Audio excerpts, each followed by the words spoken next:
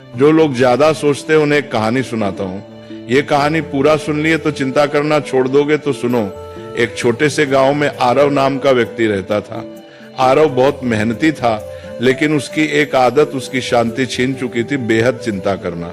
सुबह उठते ही वो सोचता, कल क्या होगा, पैसा रहेगा या नहीं, लोग क्या कहेंगे, परिवार सुरक्षित रहेगा या नहीं। रात को सोने जाता, तब भी उसका दिमाग रुका नहीं करता। एक दिन अत्यधिक चिंता के कारण उसकी तबीयत बिगड़ गई। गांव के लोग उसे पास के पहाड़ पर रहने वाले एक संत के पास ले गए। संत बहुत सरल जीवन जीते थे, न ज्यादा बोलना न ज्यादा सोचना। आरव ने संत से कहा, महाराज, मेरा मन कभी शांत नहीं होता, मैं हर समय डर और चिंता में रहता हूँ। संत मुस्कुराए और पास रखी एक मिट्टी की मटकी उठाई। उन्होंने कहा, इस मटकी को पानी से भर दो। आरव ने मटकी भर दी। फिर संत बोले, अब इसे सिर पर रखो और चलो, लेकिन एक शर्त है, अगर एक बूंद भी गिरी तो तुम असफल हो जाओगे। आरव पूरी तरह मटकी पर ध्यान लगाकर चलने लगा। रास्ते में लोग उससे बातें करते रहे, आवाजें आती रहीं, लेकिन आरव ने कुछ नहीं सुना। वह सिर्फ मटकी पर ध्यान देता रहा।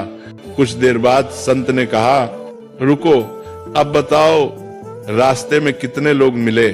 आरव बोला, महाराज, मुझे कुछ पता नहीं, मैं तो बस मटकी बचाने पर ध्यान दे रहा था। संत ने शांत स्वर में कहा, यही संत होने की शुरुआत है। जब ध्यान जरूरी चीज पर होता है तो बेकार की आवाजें अपने आप चुप हो जाती हैं। तुम्हारी चिंता इसलिए है क्योंकि तुम उन चीजों पर ध्यान दे रहे हो जो अभी हुई ही नहीं। फिर संत ने आगे कहा, जो तुम्हारे हाथ में है कर्म, उसे ईमानदारी से करो। जो तुम्हारे हाथ में नहीं, भविष्य से भगवान पर छोड़ दो। यही संत का मन है।